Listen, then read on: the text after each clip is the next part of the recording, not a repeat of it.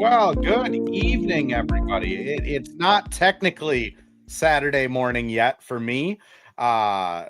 Late Wolves games though, West Coast. I'm your host Andrew Dukowitz, beat reporter for Zone Coverage. This is the Missing Wolves post game live stream podcast thing, and today we got Conrado, who covers just about everything you can think of over on the West Coast. Covers the Warriors, the Valkyries. Also is in the middle of writing a WNBA prospect guide, if I remember correctly. That's He correct. is just about as involved in hoops as you can be. Conrado, how's it going, man? I haven't talked to you since we both thought the Valkyries would or the Lynx would win the championship. Yeah, I know. And here we are wondering if or when there's going to be another WNBA season, right? But I know for tonight, we're here to talk about the NBA. I mean, overall, to go to your question, I'm great. I'm good, as you alluded to. Definitely keeping busy with NBA draft coverage, WNBA draft coverage. My top 80 WNBA prospect, right? Write-up will be coming out very soon. How many people do top 80, right? So there you go. Not many people do top 80, but if they do end up expanding the rosters to 15 and we're getting 2 expansion teams, there might be a world in the near future where I know. 60 to 70 women are getting drafted. Leave no stone unturned. Exactly. And you never know. You never know who's gonna you are currently following a team that has Pat Spencer. So I doubt he would have been on the men's 80, but here he is.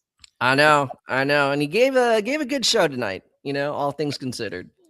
He seems like the heir apparent to Draymond, of like when Draymond retires, Pat Spencer's just going to take over the kind of like annoying stepping on people's feet, maybe starting fights and instigating. But I don't know. What is your Pat Spencer? This is taking a weird turn right off the get-go. No, go for it. Like, what is your Pat Spencer experience? Is it like as fun as it seems? Oh, absolutely. Like, I mean, yes, I do cover the NBA draft, so I was aware of, who Pat Spencer was, like when he used his graduate year to play like 1 year of NCAA hoops. Again, I'm not like the most diehard lacrosse fan, but that's how I remember his name coming up, that like he was like this, uber lacrosse star, arguably like one of the greatest to ever play it. But ever since the Warriors acquired him from the Capital City Go-Go, it was very easy to understand why they wanted to acquire him. All right. I mean, you could say he's a point guard, more of a combo guard.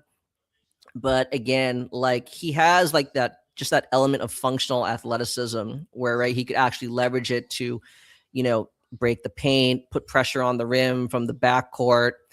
And again, like the Warriors have had a history of really utilizing and maximizing their two-way contracts successfully, right? In no particular order, right? Like Juan Toscano-Anderson, Quinn Cook, Damian Lee.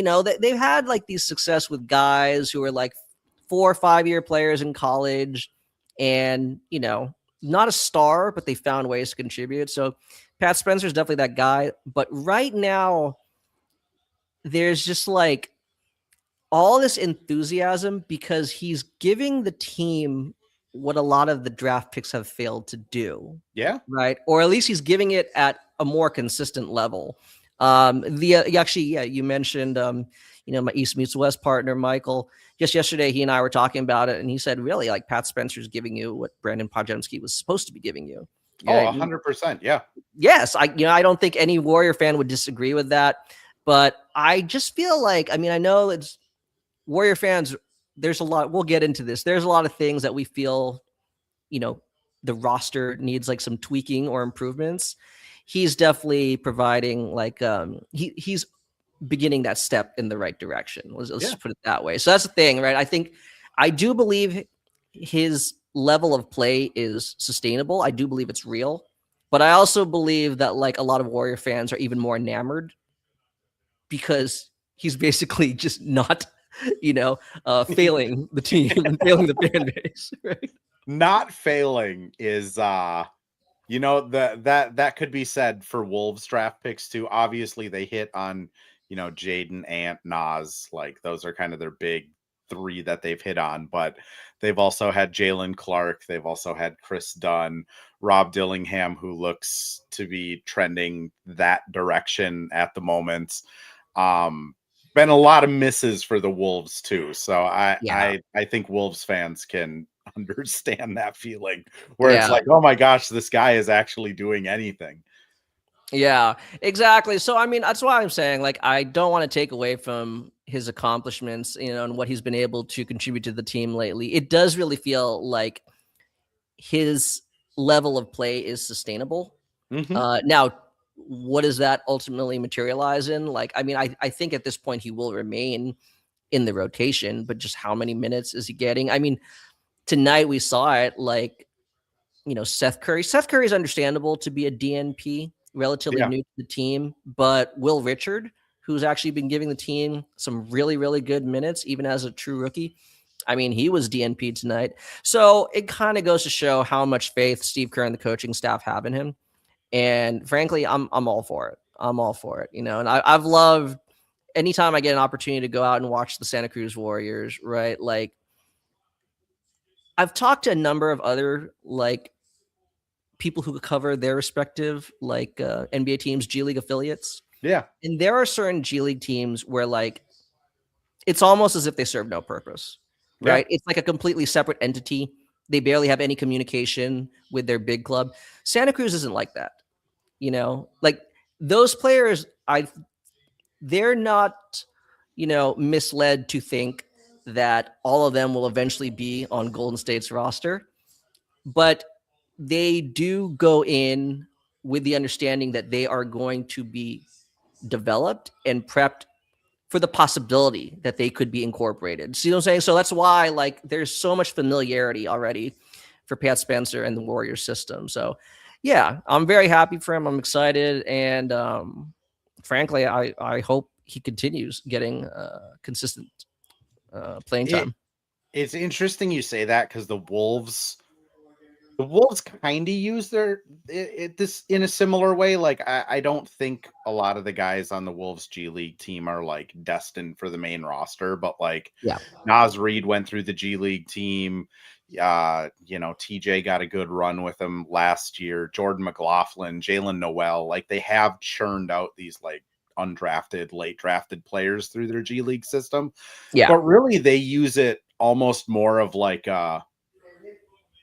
send the like a AAA system where it's like, Yeah. let's send Johan down there and just get him right before we try him in the rotation, or let's get Rocco their other pick this year. Let's get him some run down there just so he can get used to it. But it's interesting with their G League team because they also like, the probably 10 out of the 15 guys on the rosters will never like sniff the Wolves Yeah. board, and that's probably how it is everywhere. But like I do hear the same thing you hear, where like other teams G League affiliates are more of just like kind of a small town, like Yeah.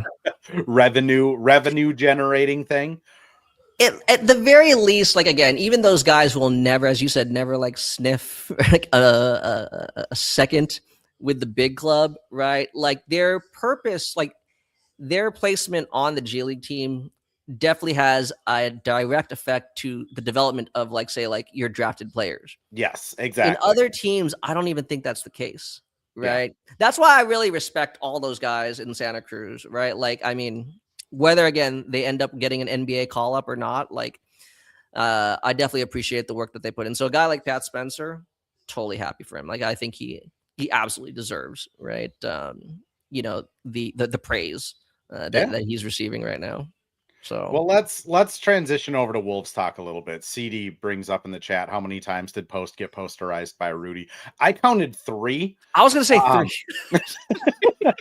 Um, and some of them were pretty tough to watch if you're on the Post side of it. But I'm always curious when I have people on that cover other teams or that follow other teams, of just like like from an outsider's view, like what has your view of the Wolves been? Because I think it's very easy for Wolves fans to get down, but at the same time, it's like they're within sniffing distance of the 2 seed, and they're what, Right. 16-8 after tonight. Like I think 16-9 is what I'm seeing here. 16-9. Like Yeah. it's real hard to say that's a failure. Yeah, that's why I was saying, you know, before we went on air, I do pay attention to, like, you know, some of the commentary or reaction from Wolves fans. I'm as much on NBA Twitter as a lot of people who are probably tuning in right now. I am definitely not as negative as some of, like, you know, the diehard Wolves fans who are probably not particularly pleased. Let's put it that way, right? Maybe not completely upset, but, you know, I understand why they think this has probably been a little bit underwhelming. Again, I'm not as negative, but I definitely understand and to a certain degree agree with some of those sentiments. From an outsider's perspective, okay, so actually you did touch about you talked about Rob Dillingham. Yeah. You know, part of, again, like the fans being very upset with picks that don't hit is there's this added pressure for guys like Rob Dillingham, and there's like similar pressure for guys like, you know, on the Warriors. A lot of parallels I see with our two teams, right? Rob Dillingham, Pods, I think, has Pods. the same kind of, like, Pods wasn't expected to come in and be like this ball handling pair next to an Anthony Edwards, but like he was expected to be the new Klay Thompson by a lot of people. And Right. I do think the parallels between like Rob and Pods are there. That's But what I'm saying, right? Continue. Like, they don't get the grace that other lottery picks. Well, I mean, Pods was just outside the lottery, but you get what I'm saying, right? They don't get the same grace as other draft picks to just develop, because there is now this pressure for them to contribute ASAP. So I feel bad for Rob Dillingham. Like, I was relatively optimistic about him. I still am. You know, it's just right now I understand, again, he's still trying to find his way, you know, kind of like his rhythm, his niche as an NBA player, but he has to do it now with the spotlight of supposedly being an actual contributor, right? Like, that's why going into the season, I was really pessimistic about your guys' backcourt rotation, specifically point guard. Fair. You know, I think I may have said it to you a little bit, but like, I didn't like the idea of, I don't like the idea of having to rely on a second year Rob Dillingham who didn't get as much playing time as rookie. I don't like the idea of having to rely on, you know, towards the end of his career, Mike Conley. Or then again, you're going to other young guys who are probably playing out of position. Shout out Terrence Shannon Jr., right? You know, so that's why, like, I understand like these inconsistencies that your team kind of sees, like, you know, either from game to game or even within quarter to quarter. To me, there's a direct explanation. It's things like that, right? It's an inherent roster problem, but it's what you're dealing with, right? Until further notice, right? Exactly. So, but other than that, I mean, I don't know. It's weird because, like, again, you're talking about, like, from an outsider's perspective, you still continue to see Julius Randle's name thrown in trade rumors. And I could understand, right? Like, well, I mean, you're at the second apron, right? So, I mean, like, your flexibility we have is a little. They have 3 million before they hit the second apron. So they're first apron, but pretty, like, they can't take back any extra money. But they can aggregate salaries still, right? Yes. Okay. Yep. I mean, all I'm saying is I could understand if Randall's name is involved in, say, like, you know, like Giannis trades or something like that. But when it's not, I can understand where, like, frustration would build from his fans and his camp. Yeah. Right.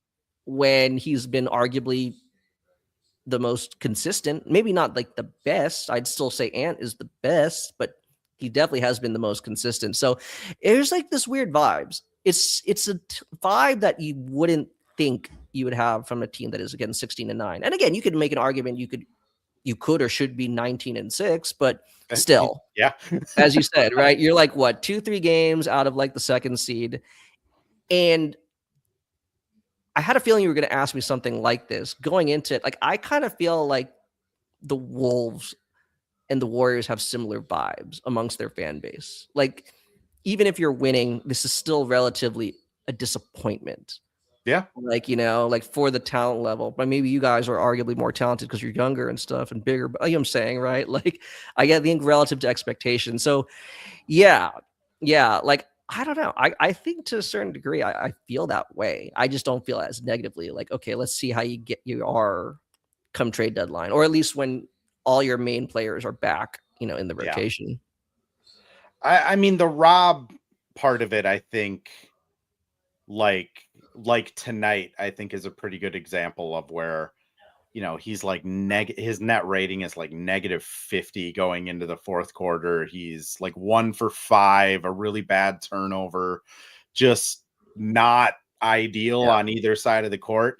And then he shows that those couple of plays in the fourth quarter, the like flashes where he just Yeah. gets to the basket, and it's like, man, why can't he do that all the time? But then you kind of look at it and it's like, well, he tried to do that. He just got the crap blocked out of him in the second quarter, and he tried to do it again in the third, and it just didn't work out. Like, I there's something there. I still have hope that he's going to be like a like an NBA player. I don't think he's like destined for overseas. It's really hard to see a path for him on the Wolves, though. Like, the That's the thing. Wolves, Yeah. like they don't have a point guard, and they are opting to say, Ant, you're our point guard, Julius, you're our creator, Dante, get out there and let's try it. I agree with you. Like, and I think the Wolves would probably agree as well, is just like they don't want to rely on 37-year-old Mike Conley this playoffs. Like, if he's there and can play 12 minutes, like, that's awesome. But like, I really think the Wolves like thought Rob would take this job, and whether that's like a miscalculation on their end, whether that's, like hubris of Tim Connolly thinking it was going to work, or Chris Finch like just thinking that an off season is going to fix this guy. John brings up in the chat, bummer about Bones getting hurt after getting his start. I do think, like, honestly, he's probably their best bet now of a point guard in house, and that's not a good thing. Yeah, Like, no, I mean, I think when you're relying on Bones Highland to be like your starting caliber point guard, like, it could happen. Like, he does have the things. His assist to turnover ratio historically has been good, but like, he's a volume scorer that hasn't shot well in his first 3.5 years of his career. So the point guard thing is a major issue. It's just, do you run it out with Ant and try and get him reps, or do you, everyone from Kobe White to LaMelo Ball is getting linked to Minnesota now. So do you take a swing? Which, that's where it for me, it's really tough. Like, I think just ride it out, picks open up in the off season, make a swing this off season. Like, if you could throw Julius, Jaden, and 3 first-round picks as a trade offer, you can kind of get anyone in the league. But they're, to your point, like, they have the Wolves fan base has this like sense of urgency about them, of like, if we don't continue to win, like, Ant's gonna leave. And I think that's kind of similar to the Warriors fan base urgency of like, we don't have a lot of Steph left, so we gotta win. It's just, I think expecting Ant to leave is a little like glass half empty. Like, he seems happy here. I mean, yeah. I don't know if that's necessarily, again, I don't know if that's just an overreaction from fans that feel that way. Because again, I guess if you look at it, right, you were just in the Western Conference Finals last year. Mm-hmm. And I mean, I know, make no mistake, if you ask me right now, who do I think is going to win the NBA Finals, I would say OKC, right? Yeah. And I don't think, if anyone else says that, I don't think you're crazy to think that. But we have to remember, hey, right, like, they were a couple bounces, or, well, I don't want to make light of injuries, right? They went to 7 games twice in their playoff run. So it's not like, hey, right, they're completely unbeatable. I mean, make no mistake, right now we probably feel that way, but Right. come playoff time, something be different. These windows of contention can open and close, or they can close as soon as they open. And Mm-hmm. that's why I could understand for a team like you guys with the Timberwolves, right? It's like we have this fairly dominant, if not at the very least formidable front court. But how much longer do we have that? Yep. There's no guarantee that you can necessarily upgrade that, right? And even if Julius leaves, you can, improve in one area, but then take a massive step back in another area. So I kind of get that. Because again, do we need like an all-star? Like if I'm like a Timberwolf fan, do we need an all-star point guard? Probably not. I mean, Yeah. like I think they're I mean, probably attainable, right? to that point, like we saw it in this game again, where like the Wolves struggle to bring the ball up the court. Yeah. Like they can't. It's really hard to watch them in these clutch time situations because when Ant isn't in there, like they don't Yeah. have anyone other than like Bones and Rob and Yeah. Mike. And all three of those guys arguably shouldn't be in clutch time situations. And make no mistake, So, right? Like I love Dante DiVincenzo. mhm. Obviously he was former Warrior. I loved him before he was Warrior. I still love him now, even though he just played against us tonight and essentially iced the game against my Warriors. Yeah. Okay. I knew that was Dante gonna did happen. I was Dante like, dude, stuff. he's gonna make a clutch shot and he's gonna put this out of reach, man. Yep. But I remember when Dante was with the Warriors, similar thing happened, right? Because due to a lack of point guard depth, he had to essentially be the de facto like backup point guard. And then you kind of start to see like where his weaknesses are, right? Yeah. In terms of like the handle and being able to handle ball pressure.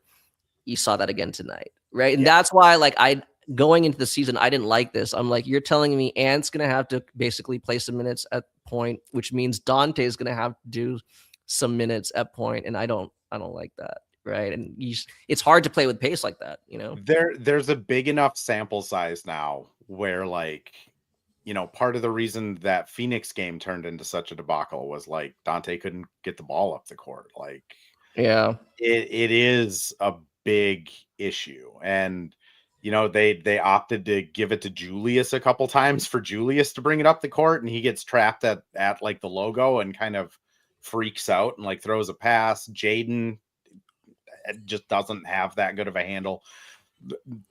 Nobody wants Rudy to touch the ball anywhere outside of 3 feet from the block. So like that will never happen. And then you have Nas, who honestly out of the 5 of them might be the best ball handler, but like he's like already at the corner on offense by the time the ball gets inbounded. So it's such a weird, like I never thought just bringing the ball up would be a pretty big weakness for an NBA team, but like that's also why a lot of the trade rumors, like I people have been tagging me in trade rumors, and I've seen like a bunch today of Jose Alvarado because that got said that he might be on the block. And it's like, well, Alvarado can't really like bring the ball up against bigger defenders. Like that doesn't help anything. Like Kobe White, I'll listen to. Lonzo, if Cleveland wants to get rid of him for some reason. But it's going to be such a fine line to try and get, because you don't want to give up Julius or like any of your main core pieces to get this point guard. But then like how good of a point guard are you? Just getting like Monte Morris again? And that wasn't particularly a great move 3 years ago. It's just a really weird team. Is what I keep going back to, like roster wise, vibes wise, kind of everything. Yeah. I mean, again, like, I don't want to be like, oh, where there's smoke, there's fire, but it's just, you keep hearing, especially like, and I don't mean to use it pejoratively, but you hear the same narratives over and over again. So it's like, what's up with that? Right. Is there something there? Right. But just real quick, actually, because I can't remember who asked me this, but they were talking about the Timberwolves. Let's say he was bought out. What about Chris Paul? I understand we just said Mike Conley, but hey, you have 2 old options now. Between the two of you could get one half of basketball. Yeah. Let's talk Chris Paul. I also have another person that might get bought out that I want to talk about, but first I'm going to throw us to Go a for it. couple ad breaks here. Go for it. Well, hello. Thank you, Livestream Andrew. This is Ad Read Andrew. And today we have Firehawk Construction and Remodeling, the presenting sponsor for the Missing Links podcast. Firehawk Construction and Remodeling strives to inspire people to follow their ideas, working with respect and understanding to create a quality, tailored result. Firehawk Construction and Remodeling, located in Blaine and serving in the North Metro area, is here to help you with your building and remodeling needs. I can say personally, thanks to Firehawk Construction and Remodeling, I have a beautiful deck in my backyard and countless projects that I started, they finished. Get started on your new deck or remodel today by calling Isaac at 763-710-5686. And we're back with another ad read. This time for Pence Homes, the presenting sponsor of Hitting the Hardwood Network. From the best tools and technology to transparency throughout the entire process, Nate Pence and the Pence Homes team is the top choice for buyers, sellers, and is proud to support you and your home ownership goals. Get started today by calling 612-308-1122 or by emailing info@pencehomes.com. I am also going to just add in off the cuff Firehawk remodeling. It is currently -1 degrees outside, and I can tell by my window that it sucks out there right now. I came home from work at 6 p.m. today, and it was 7 degrees on my car dash. This is like prime pipe freezing weather. Like if you wake up tomorrow and you're in Minnesota, Firehawk Construction, like call the number on the ad read, call the number in the description. Isaac and his team are awesome. They can come out, do estimates, at least get your water to stop filling up in your basement like he did when our garden pipes burst. It's just that time of the year. And if you're in the North Metro, Firehawk Construction's awesome. I'd recommend them. I use them, friend of mine, and it is that time of the year where it is just going to be awful cold and weird things are going to start happening to your house because that's how Minnesota winters go. Okay, so John mentions in the chat here, CP3 seems a little too toxic for the locker room. I'm mixed. So selfishly, as somebody that has press credentials and gets to go into the locker room, I would kill for Chris Paul in that locker room because that would give me the opportunity to talk to Chris Paul on a semi-regular basis. And like, as somebody who grew up watching a lot of, mid 2000s into 2010s basketball, that's kind of formulated my basketball opinion. Yeah. Selfishly, I would love it. Please go sign Chris Paul. That'd be great for Andrew Dukowitz's career. Now on the Wolves side, it is obnoxious. Like if they were to get in Chris Paul, I don't know how well his intensity fits with the team because this team is very like they lost that game to the Suns. They lost the game to the Kings. No one from Minnesota media was there. Everyone go email the Star Tribune's PR department so we can get Chris Hine back on the road. But like they lose the game to Oklahoma City and they're already just on to the next one. Like they all have memories like goldfish. Like it is the second they wake up the following morning, nothing that happened the day before exists, which is part of the reason why I think they keep having these lapses where they play down to certain competition. And then without Ant, they beat the Warriors, who objectively tonight probably had the better team and better star power, at least. Yeah. I think Chris Paul probably helps in that sense of like getting him in the locker room. It probably organizes those guys and makes them like show up to work every day a little bit better. But I don't know how well his vibe would mesh with like Ant, Jaden, Julius, who are all very like laid back, kind of, class clown type of personalities. The person I'm more curious about, I guess, is Kyle Anderson is currently rotting away in Utah right now. Wow. I wonder if they go get Kyle. Like Chris Finch, I kid you not, Conrado. Chris Finch mentions Kyle Anderson almost every other week. He has not played on the team in 3 years. And Chris Finch will be like, yeah, we used to do this thing with Kyle and it worked really well. And, we're trying to do it a little bit with Nas. Like, I think that might be the play is just let's get Kyle Anderson. Again, just yesterday I was talking to MJ about it, and he actually wants Kyle Anderson in Detroit, right? So yeah. I don't blame him. Great minds think alike. Again, both guys who are former Warriors. Yep. Right? I will just simply say with Chris Paul, in his time as a Warrior, he was fantastic in terms of being like a locker room presence, and just a guy like a ambassador to the team, both on and off the court. That's the thing about it. Like in terms of, again, helping the team stay focused and look at it from a more cerebral, like taking a more cerebral approach to the game. I think he adds that. But I do agree in the sense that like I just kind of threw out that name because he'll potentially be a buyout candidate at some point.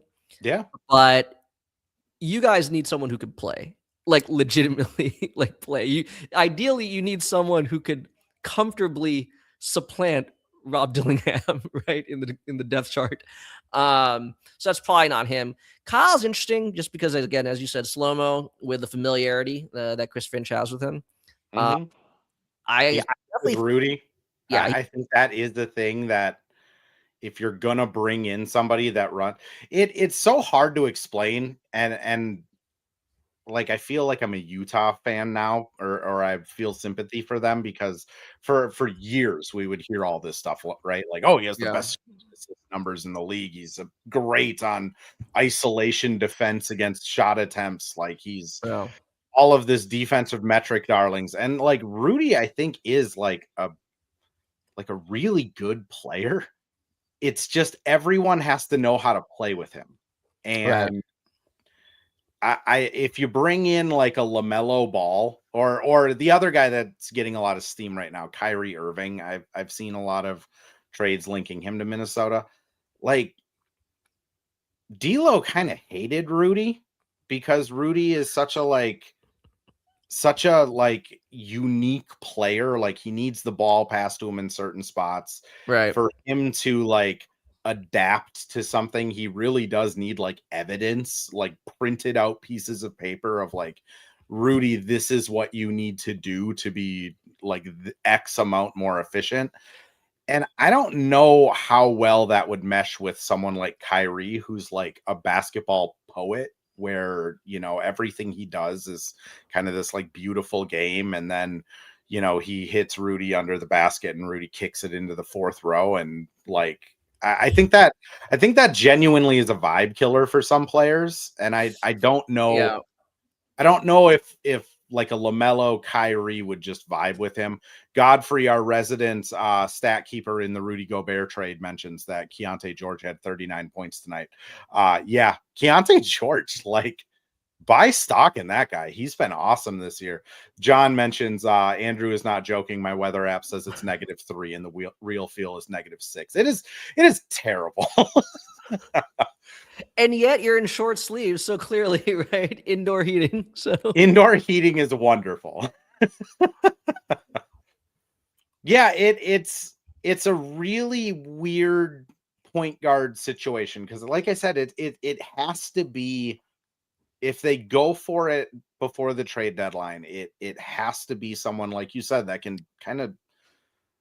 I think ideally it makes Mike a 12-minute a night guy, and maybe Dante is back on the bench. Or what about like poaching from the teams that are completely gonna blow it up, right? Like the Kings. Yeah. Right? Does a Dennis Schroeder appeal to you, or Russell Westbrook? I guess Russell not so much. Dennis Schroeder I really like. Like I just feel like he plays with a certain edge that it's hard to find. So like I think he would interest me, but then that contract is just 3-year deal for Schroeder. Like you look at other teams like Alvarado, I think would serve a purpose, but I don't think he would be like an answer to a lot of their problems. It's going to be a really interesting trade deadline for the Wolves because I mean my take is they do something kind of around the edges, like bringing in a backup big that can spot play in certain matchups, or bringing in another wing defender in case Terrence Shannon, hits another lull. And they kind of just keep this hardened model of Randall Ant running everything, and they Right. just hope. But at the same time, like if they go out and like the Kobe White stuff develops into something and they go trade for him, like I think it probably raises their ceiling a little bit, but I don't know how much you'd have to give up to raise your ceiling like 5 wins. Yeah. But again, as last season showed us, right? I mean, like the difference between literally, what was it? The difference between like the 3rd seed and the 7th seed was like 3 games, 2 Yep. games. And that's what I'm saying. Right now you're currently 2.5 games Yep. behind the 2nd seed. Like, I feel like there should be a sense of urgency from a lot of the teams. Minnesota, the Warriors included, right? Because like the longer you wait, potentially the wider the gap, right? The gaps Yep. start to form, right, between the teams in the West. And again, we know how important that is. So that's why I'm saying, like, if I were you guys, December 15th is technically like the unofficial start of in-season trade, Yep. trade season. So it'll really be interesting to see because again, I'm with you. Like, given the role and the usage of guys like, Anthony Edwards, Julius Randle, like the type of point guard you bring in, like, I don't want to say it's like it has to be like a niche kind of point guard, Yeah. but like it's you do need the guy who has that ability to, like, ideally a guy who can again handle the ball, facilitate, create off the dribble, but you don't need a guy who's taking up like a 30% usage, right? Like you have to be comfortable like around 20.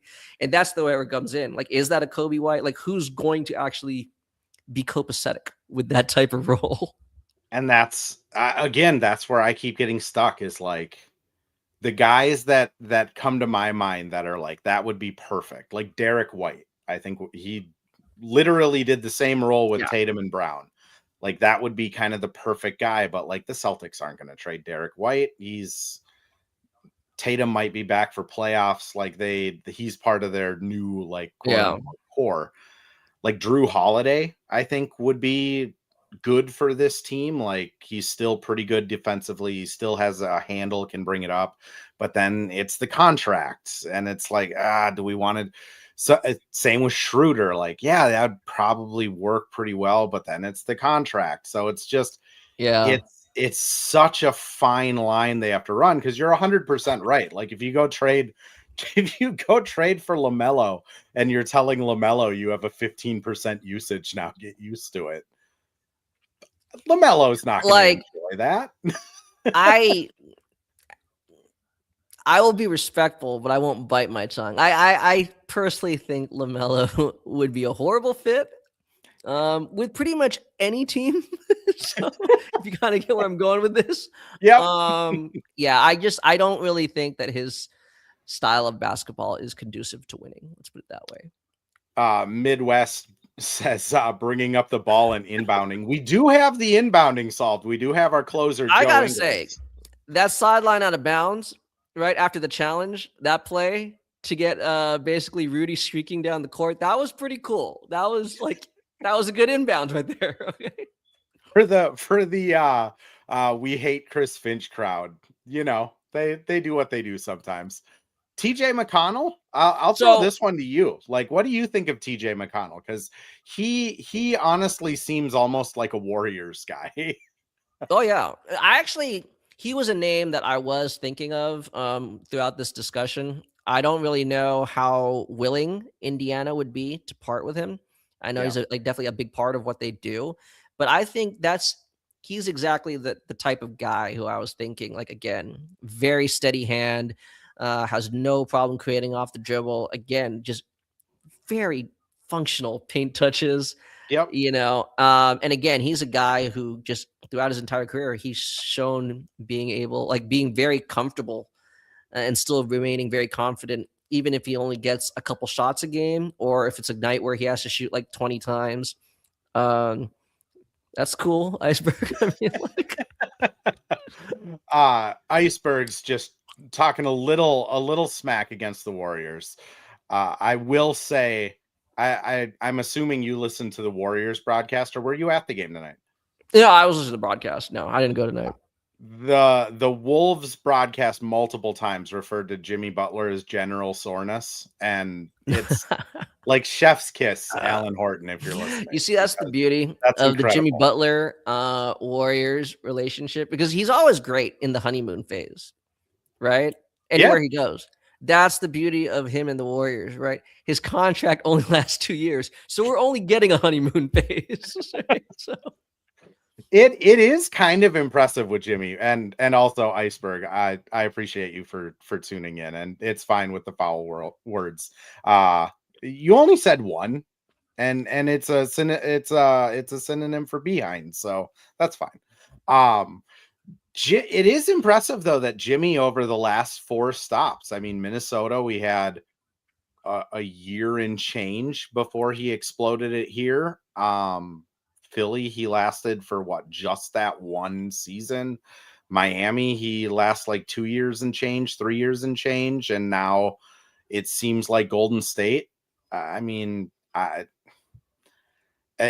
not covering Golden State closely, obviously, but there's again a lot of smoke that Jimmy is already maybe malcontent. I don't know about that.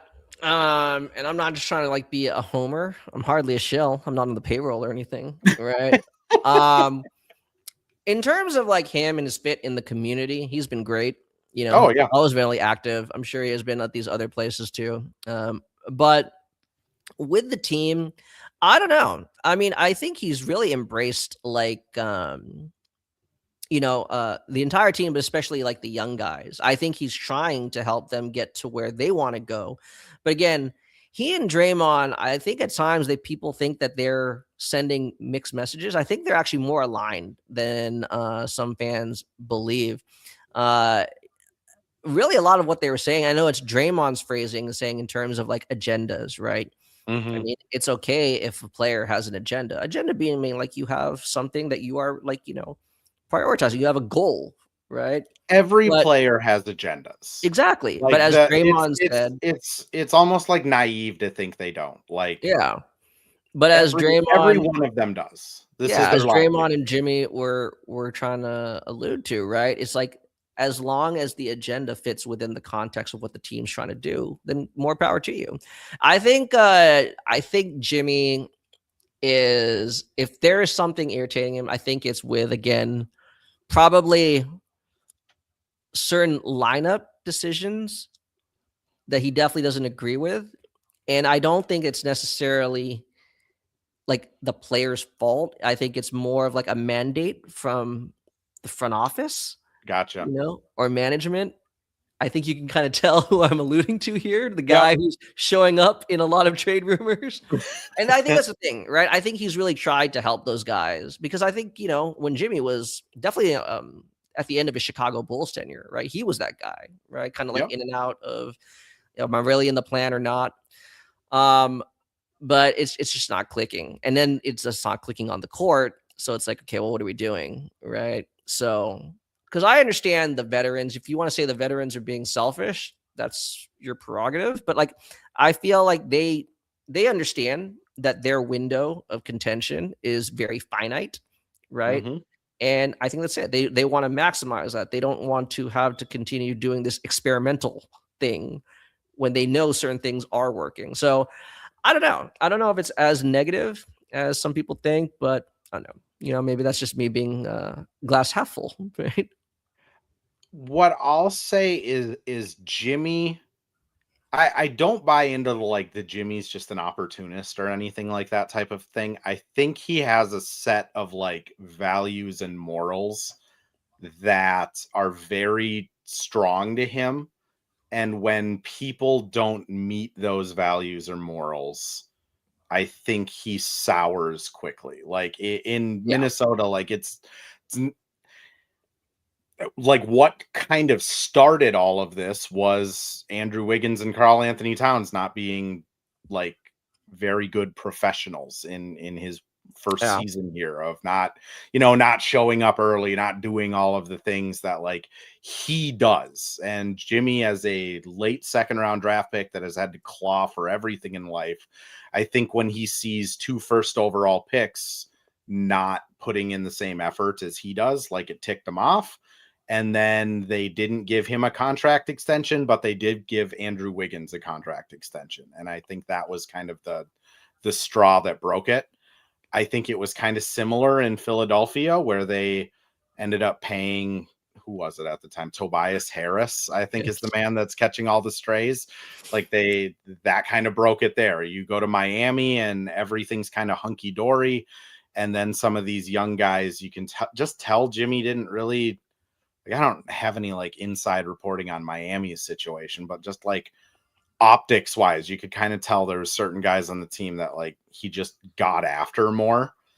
And I think with the Warriors, I think him, Steph, and Draymond are a dream fit of they, all 3 of them are basketball geniuses. All 3 of them see the game at an insanely high level. They make the right decisions, all of that. And then it's we mentioned Pods, Kuminga, this younger layer of players that just aren't living up to expectations. And I think for a guy like Jimmy, that's frustrating, because it's hey, if I could do it as a nobody out of Texas, why aren't these guys able to do it? And I think when Jimmy's confronted with that, I think that's, if I had to put on my amateur psychology hat, I think that's what it is. It's just this guy doesn't understand that some people aren't as driven as him, which fair. Yeah. It's got him to the top of the NBA, cream of the crop in the NBA. I'm not going to critique his life view, but that's kind of my read on it, is I think that stuff really irritates him. I think that is very accurate, and actually, it's kind of funny you mentioned that, I think even going back to definitely in Miami, I would always call certain lineups Jimmy lineups. Yeah. Right. You could definitely tell there's certain lineups he really likes. Even if Bam they're not the and most Kyle Lowry. It's oh, all right. Yeah. Jimmy's happy now. Right. Or even playing with I don't know, Duncan Robinson and Kelly Olynyk. It's not necessarily the most talented guys. It's the guys he understands. He can trust that they see the game the same way he does, even if they can't play it as well as he does. And same thing with the Warriors. It's yeah, he likes rolling with Pat Spencer and Quentin Post, right? That's those are those guys. Those are the guys he trusts. You know what I'm saying? And that's it. I totally agree, and I think that's fair, and I could understand why that would rub some people the wrong way. But the thing is, as you said, the fit with him and with Jimmy, Steph, and Draymond. Steph, I think probably feels the exact same way as Jimmy and Draymond. He just won't be as vocal or animated about it, especially in the media. But he definitely feels the same way, So it just must be for Draymond too, guy that comes out of Michigan State and doesn't really have a position, scraps and claws for everything. I'm not saying Jordan Poole deserved to get punched, but I can kind of see Draymond's side. You know what I mean? Yeah, okay, I'm not laughing at anybody being assaulted. I'm just, yes. Right. I'm not saying he deserved it, but at the same, when it happened, I was yeah, Draymond's had to work for everything in his life, and Poole's, doing a bunch of dribble moves and hitting an insane shot and, getting more love than he is. I'd probably be pissed too. Conrado, I do want to give you the space here. We're hitting 50 minutes on a post Warriors podcast. Anything you want to promote, anything you want to plug, the floor is yours, and then we'll wrap it up here. No, just as always, you can follow me on Twitter or X, right, at CP3_777. At the top of my profile, you'll see the link to my main podcast, East Meets West, with my co-host, MJ Michael Tolliver. We're doing some really fun NBA episodes lately called Temperature Checks. So we're, interviewing writers, analysts of each team, trying to get an idea of what the pulse of that team, the fan base. So you're going to see our friend here, Andrew Dukowitz. He will be on for the Minnesota Timberwolves temperature check in the near future. But other than that, you can also catch my work on the Center Hub, again, where I have all my NBA and WNBA draft content. Awesome. Thanks, Conrado. I appreciate you coming on. Hopefully we have a playoff series to talk about in the next few months here, but I always appreciate you, man. All right. Appreciate it, man. Thank you. All right. And for Wolves fans, if you jumped into this late, it will be a podcast released Saturday morning at 7 a.m. It lives on forever over at the Missing Minnesota YouTube channel under the Missing Wolves tab. And it lives on forever on X as well. So if you want to rewatch it at 12:30 in the morning on Saturday, feel free. I'm not going to force you to. I am going to go to bed and not rewatch this at 12:30 in the morning. But if you do, it is already out there. If not, podcast, and we will be back Sunday after the Kings game. Hopefully talking about another win. If they win that one, it's 7 out of 8. And I think the vibes hopefully will at least be fairly good. Hopefully fairly good. Everyone pray for Bones's knee tonight. That's all I got. There you go.